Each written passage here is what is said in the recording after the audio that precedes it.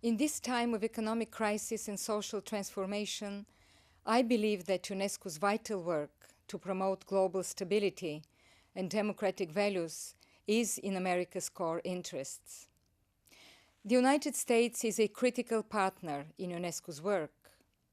The withholding of US dues and other financial contributions required by US law will weaken UNESCO's effectiveness and undermine its ability to build free and open societies.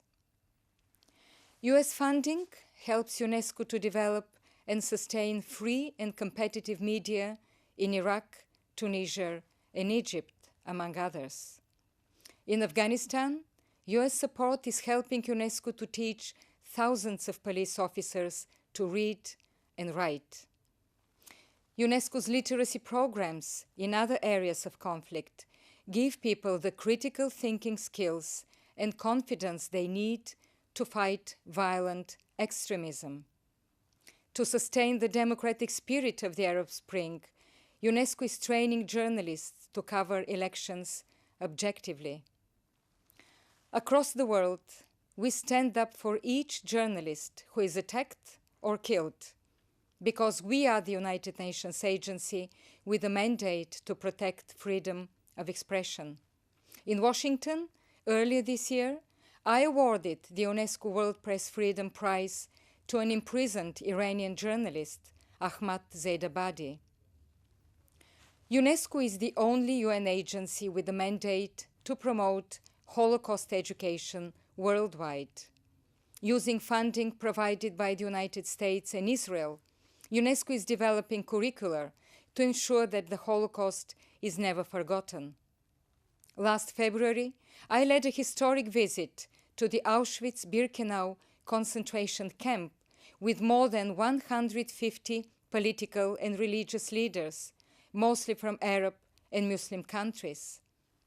I still recall the words of Dr. Mustafa Ceric, Grand Mufti of Bosnia, who said, "We must teach our young people in mosques, churches, and synagogues what happened here."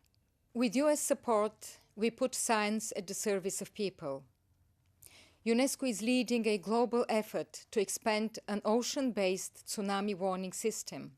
This system saved tens of thousands of lives when a tsunami hit Japan. In the Middle East, in Amman, Jordan, UNESCO's Sesame program enables world-class research and builds scientific and cultural bridges between neighboring countries, including Israel and Egypt. The US government recognizes the value of all this work. To quote the State Department, US engagement with UNESCO serves a wide range of our national interests on education, science, culture, and communications issues. We will work with Congress to ensure that US interests and influence are preserved.